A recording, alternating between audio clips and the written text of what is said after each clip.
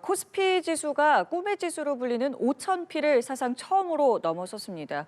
기술주 대세인 반도체와 AI가 지수 상승을 이끌었는데요. 저희 관련 내용 이인철 참 좋은 경제연구소장 전화 연결해서 바로 알아보도록 하겠습니다. 소장님 나와 계십니까? 네, 안녕하세요. 예, 소장님, 코스피 지수가 장중 5,000P를 넘었다는 속보가 들어왔습니다. 굉장히 상징적인 숫자 아니겠습니까? 맞습니다.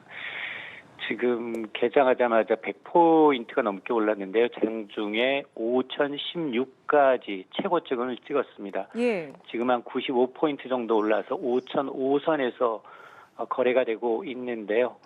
반도체주들, 자동차주들, 로봇 관련주들 다 좋아 보입니다. 삼성전자, SK하이닉스가 4%, 2%, 현대차가 4% 넘게 오르고 있고 또 LG에너지솔루션, 삼성전자, 우량주 다 우선주까지 오르고 있는데요. 아마 우리나라 이제 자본시장 역사가 이제 그다지 크지는 않습니다. 코스피 지수가 산정된 게 1980년 1월 4일이었습니다. 지수 100으로 시작을 했으니까 46년 만에 5,000선, 50배 올랐습니다. 가장 큰 의미는 일단 이제 해묵은 우리가 이제 그동안 실적에 비해서 어떤 실력에 비해서 좀 저평가되어 왔다라는 이른바 코리아 디스카운트, 이 꼬리표를 좀 뗄 수 있는 신호탄이 됐다라는 얘기고요. 한국 증시가 단순히 어떤 신흥시장을 넘어서 글로벌 메이저 시장으로 진입하는 상징적인 좀 이벤트로 볼 수가 있는데, 어쨌든 과거에는 이제 일부 수출 기업들, 대기업에 위에서 지수가 크게 흔들렸죠. 물론 지금도 이제 반도체나 자동차에 휘둘린 건 맞습니다만, 그럼에도 불구하고 2차 전지라든가 이제 바이오와 같은 미래 이제 산업 전반적인 성장세가 좀 기대를 반영하고 있다라는 점. 물론 이제 조방원처럼 조선, 방산, 원전 이런 이제 대형주들 위주로 상승하다 보니까 의외로 코스피 지수는 5,000이지만 체감하지 못한다라는 분들도 상당히 많은데, 그러다 보니 이제 개인 투자자들 이제 포모 심리, 내만 이제 이 상승장에서 좀 멀어지나 수익을 이제 취하지 못한 분들이 뒤늦게 시장에 뛰어들면서 유동성 랠리가 이어지고 있는데요. 아마 이제 그래프를 보시게 되면 12월 하순부터 거의 조정다운 조정받지 않고 거의 산을 수직 등반하는 것처럼 오르고 있습니다. 알겠습니다. 소장님 잠시만요. 그럼 저희 여기서 취재기자 연결해서 현재 상황 듣고 대담 이어가도록 하겠습니다. 지금 말씀드린 것처럼 코스피가 개장과 동시에 5,000선을 돌파하면서 우리 증시의 새 역사를 기록을 했습니다. 간밤에 미국 증시 급반등이 투자 심리를 크게 자극한 것으로 보이고 있는데요. 지금 현장에 나가 있는 취재기자 연결해서 자세한 내용 들어보겠습니다. 김주영 기자 나와주시죠. 네, 오늘 코스피가 사상 처음으로 5,000선을 돌파하며 우리 증시의 새 역사를 썼습니다. 지난 1980년 1월 코스피 지수 출범 이후 46년 만에 세운 기록입니다. 이날 코스피는 어제보다 1.57% 오른 4,987.06에 개장한 뒤 바로 5,000선을 넘었습니다. 간밤 뉴욕 증시의 급반등이 우리 증시에도 상승 압력을 불러일으킨 걸로 보이는데요. 미국과 유럽 간 그린란드를 둔 갈등이 완화되면서 간밤 뉴욕 증시 3대 주가 지수는 강세로 마감했습니다. 특히 우리 증시에 미치는 영향이 큰 인공지능과 반도체 업종의 상승세가 두드러졌습니다. 코스피 지수 5,000 달성은 이재명 대통령의 대선 공약이기도 한데요. 이 대통령 취임 당시 2,700선에 머물던 코스피는 취임 후 빠른 상승세를 보였습니다. 새 정부 출범 이후 주주가치 제고와 불공정 거래 근절 등 자본시장 활성화 정책이 본격화된 데 그 배경이 있는 걸로 보이는데요. 여기에 글로벌 반도체 업황 회복까지 맞물리며 새 정부 출범 4개월 만인 작년 10월 사상 처음으로 4,000P를 돌파한 바 있습니다. 이후 새해 들어서도 13거래일 연속 상승하며 지수는 그야말로 고공행진을 보였습니다.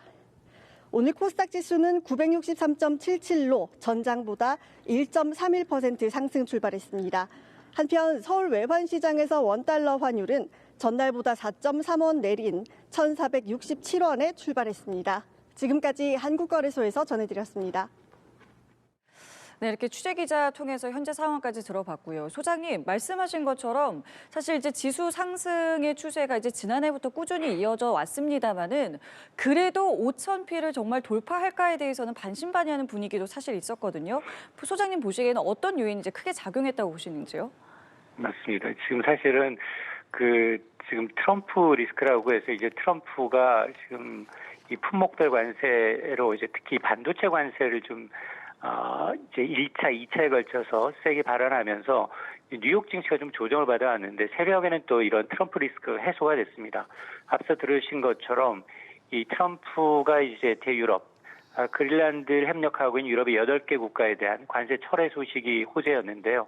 그동안 우리가 늘 경험했습니다. 탄콕, 트럼프 스타콕 세게 불러놓고 한 발 물러서더라라는 이제 트레이드 마크인데 어쨌든 이제 이로 인해서 뉴욕 증시가 뭐 주요 지수 1%대 상승세, 여기다 필라델피아 반도체 업종 지수는 3% 넘게 올랐습니다.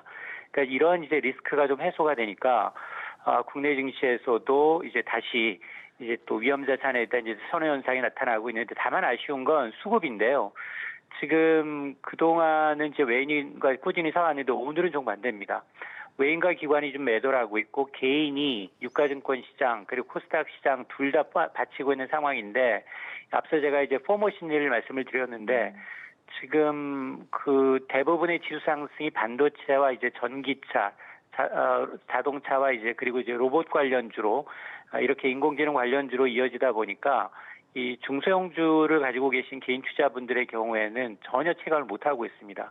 그러다 보니 예금 깨고 그리고 이제 신용대출 받고 계속해서 증시 대기성 자금은 좀 쌓여 있는 상황이어서, 근데 이제 그런 분들이 좀 수익을 체감하기는 좀 어려운 시장입니다. 지금 말씀하신 여러 가지 이제 우려점에 대해서 좀 그럼 여쭤볼게요. 일단은 지금 말씀하신 것처럼 그러니까 이게 지금 양극화가 있다라는 이제 분석들이 나오고 있지 않겠습니까? 이 부분에 대해서 좀 더 자세하게 좀 짚어주시죠. 맞습니다. 지금 삼성전자가 지금 15만 5천 원이고요. SK하이닉스가 76만 원대, 현대차가 57만 원입니다. 지금 삼성전자, SK하이닉스가 우리나라 시가총액 비중이 33%, 3분의 1을 차지하다 보니까 올해 지수 상승의 거의 80%는 삼성전자, SK하이닉스입니다. 이렇게 이제 대형주에 올라타지 못했다면 사실상 이제 체감하기 좀 어려운, 말씀하셨던 것처럼 이제 K자형 좀 양극화 현상이 지금 증시에서도 나타나고 있는데요. 그러다 보니 외신에서조차도 한국 증시는 이제 반도체가 곧 지수다라고 이제 평가할 만큼 이렇게 화려한 지수 밑에 이제 굉장히 민낯이 좀 드러나고 있는 상황인데요. 반도체와 일부 수출 대형주만 자금이 쏠리게 되면 지금 내수 부진과 고금리에 신음하고 있는 이제 중소형주들, 특히나 이제 코스닥 시장의 플레이어는 주로 이제 개인 투자자들인데요. 이런 이제 개인 투자자들의 소외가 굉장히 좀 심하다는 겁니다. 오늘 코스닥 지수도 오르고 있습니다. 959, 960선에서 등락을 보이고 있는데, 안타까운 건 코스닥 지수는 1996년 7월 지수 1000에서 출발을 했는데 아직도 1000선을 밑돌고 있다라는 겁니다. 이게 이제 이 인터넷 버블이 한창일 당시에 이제 3000선 육박했었던 것과 비교하더라도 지금 한 3분의 1 토막 정도 나와 있는 상황이기 때문에 아마 이제 코스닥의 중소형주를 매매하고 계시거나 전통주 제조업을 매매하고 계셨다면 아마 이번 장에서 하락하거나 오히려 소외됐을 수 있습니다. 그리고 앞서 또 이제 개인 투자자들이 느끼는 어떤 포모 현상에 대해서도 짧게 언급을 해주셨는데, 실제로 이제 주가 상승세에 따른 어떤 비투라든가 영끌에 대한 우려도 있습니다. 이 부분에 대해서는 또 어떻게 생각하고 계시는지요? 맞습니다. 저는 지금까지 아마 그 지난해도 그렇고요, 올해도 그렇고요. 뭐 증권계 굉장히 뭐 4, 50년 이제 잔뼈가 굵으신 분들조차도 이처럼 화랑장이 올 거라고 예견한 분은 단 한 분도 없습니다. 그러다 보니 이게 사실은 증시에 뭐 굉장히 많이 올랐지만 이게 얼마나 더 갈지에 대해서 누구도 장담할 수 없는데, 그러다 보니 지금 조정 없이 계속 올라가다 보니 말씀하셨던 것처럼 갑자기 은행에서 돈을 빼거나 정기 적금, 예적금에서 돈을 깨고 주식으로 머니 무브가 나타나고 있는데요. 실제로 지금 최근에 이제 은행 예금은 줄고 있지만 주식 계좌 수는 2007년 글로벌 금융위기 이후 최대치를 기록할 정도로 한쪽은 과열 양상이 빚어지고 있습니다. 이렇게 특히나 빚을 내서 투자하는 것, 이건 사실은 이제 변동성이 큰 장세에서는 오래 버리지 못합니다. 이건 이제 반대 매매도 지금 굉장히 늘어나고 있는 상황인데요. 때문에 이제 수익률에 조금 눈이 멀어서 영끌하기보다는 좀 감당 가능한 범위 내에서 여유 자금으로 우량주가 조금 좀 조정을 받을 때 이게 늘 오르는 건 아니거든요. 그러니까 장기 투자한다라는 관점에서 조금씩 왜냐하면 이제 실적 전망이 좋은 것도 여전히 반도체와 이제 대형주들이기 때문에 이런 이제 선별적인 접근이 좀 필요해 보입니다. 과열에 대한 이제 우려를 해주신 건데 좀 전에 말씀하신 것처럼 이 상승세는 이제 계속되는 건 아니지 않습니까? 이게 어느 정도까지 갈 거라고 개인적으로 좀 예상을 하고 계세요? 제가 앞서서 이제 한 번도 가보지 못한 장세입니다. 그리고 이제 증시 대기성 자금이 거의 한 200조 원 가까이 지금 남아 있습니다. 대형주가 조정만 받으면 바로 사겠다라고 이제 대기하고 있는 자금인데요. 그러다 보니 저는 사실은 이제 그냥 시장에 맡기는 것 외에는 특히나 유동성 장세의 특징은 어디까지 갈지 아무도 모른다는 겁니다. 증권사들 대부분 전망하지 않고 중개하고 있는 수준입니다. 너무 다급하게 오른 만큼 저는 기술적 조정 필요하다고 보고요. 이런 국면일수록 가장 중요한 건 속도보다는 리스크 관리입니다. 앞서서 얘가 이제 돈을 빌려서 빚을 내서 하는 투자는 시장이 조정받을 경우 손실이 더 키울 수 있기 때문에 자기 자본 범위 내에서 분산 투자하는 게 원칙적이고요. 단기 급등한 종목을 쫓기보다는 지금까지는 실적 기대감이었다면 올해는 실적을 확인하는 과정입니다. 같은 업종이라고 해서 모두가 돈을 버는 게 아니거든요. 그러다 보니까 업종 내 차별화가 나타날 수 있기 때문에 실적과 경쟁력이 뒷받침된 종목을 중심으로 접근하라라고 이제 추천하고 싶습니다. 그러면은 최근에 오늘 말고 이제 최근에 뭐 외인 기관 그다음에 개인 투자자들의 매수라던가 매도 동향을 좀 볼 때 지금의 움직임은 좀 어떻게 파악할 수 있겠습니까? 지금 사실은 보면 5,000포인트라는 심리적 저항선을 굉장히 돌파했음에도 불구하고 투자자별로 시비가 좀 엇갈립니다. 외국인 투자자들은 계속해서 이제 꾸준히 물론 중간에 하루 이틀 팔 수는 있겠지만 바이 코리아를 외치면서 주도주들 지금 지수 상승했던 반도체, 자동차 대형주를 중심으로 기록적인 순매수를 계속하면서 지수 상승 역할을 하고 있는데 기관들도 사실은 이제 조금 5천선 근처에 드니까 차익 실현 매물을 내오는 것도 약간 보입니다. 그러니까 속도 조절을 하고 있다는 겁니다. 그런데 개인 투자자들은 지금 역방향으로 가고 있는데요. 물론 지수가 5천선에 육박하자 이제 그동안 나만 뒤처질 수 없다라는 이제 포모 심리로 인해서 고객 예탁금이 지금 95조 원 가까이 쌓이고 공격적으로 매수세 실타는 준비를 하고 있는데 실제로 연초 대비 개인 투자자들이 유가증권 시장에서 주식을 샀느냐? 아닙니다. 3조 4천억 원 넘게 주식을 순매도했습니다. 그 사이에 미국 주식을 사들였습니다. 그러다 보니까 지금 아마 5천선 돌파 시 나타날 수 있는 어떤 단기 조정에 대비해서 외국인과 기관이 조금은 동반 매도에 나서고는 있습니다만 이럴 때일수록 변동성이 큰 장세일 수 있도록 좀 더 이제 현명한 투자가 좀 필요해 보입니다. 자, 그리고 금리라던가 환율의 변수는 앞으로 이 증시에는 어떤 영향 줄 것 같으십니까? 일단 지금 단기간에 많이 상승한 만큼 이제 변동성이 커질 수 있다라는 걸 한켠으로는 이제 마음에 두셔야 되고요. 그리고 이제 지금 앞으로 나올 변수들이 뭐냐라고 하면 말씀하셨던 것처럼 글로벌 금리 동향, 환율, 그리고 트럼프의 이제 무역 정책, 또 지정학적 리스크와 같은 이런 이제 요인일 텐데요. 이럴 경우 이런 이제 불확실한 요인들이 이제 글로벌 금리라든가 환율이라든가 지정학 리스크가 좀 불거진다면 조정의 폭은 좀 커질 수도 있습니다. 다만 과거와 좀 다른 점이 뭐냐? 이번 상승이 단지 돈의 힘, 유동성 장세에 대한 기대뿐만이 아니라 지금 반도체를 중심으로 실적 개선이 뚜렷하고요. 또 수출 회복과 같은 기초 이제 펀더멘털이 좀 기반이 되고 있다는 겁니다.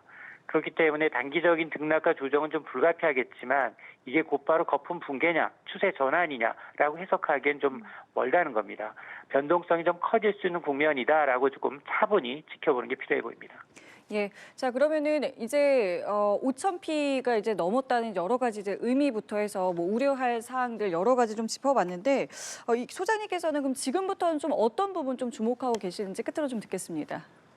앞서 제가 이제 리스크를 말씀을 드렸는데요. 올해는 특히나 선거도 있습니다. 우리도 선거가 있지만 미국도 11월에는 이제 중간 선거가 있고요.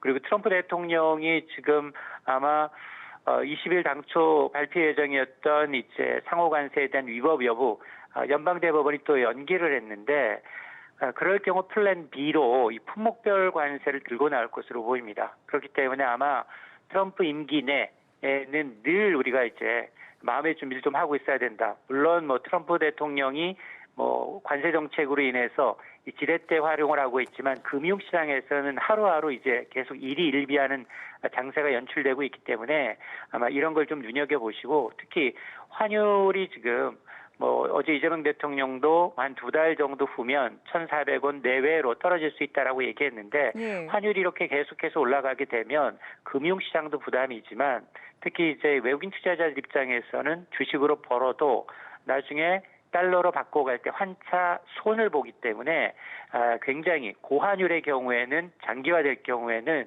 금융시장에도 이제 변수가 될 수 있다라는 거 이런 것들을 좀 눈여겨보시면 좋겠습니다. 예, 알겠습니다. 소장님 오늘 말씀은 여기까지 듣도록 하겠습니다. 네, 고맙습니다. 예, 지금까지 이인철 참좋은경제연구소장과 함께 전화 연결로 코스피 5천 관련 대담 이어봤습니다.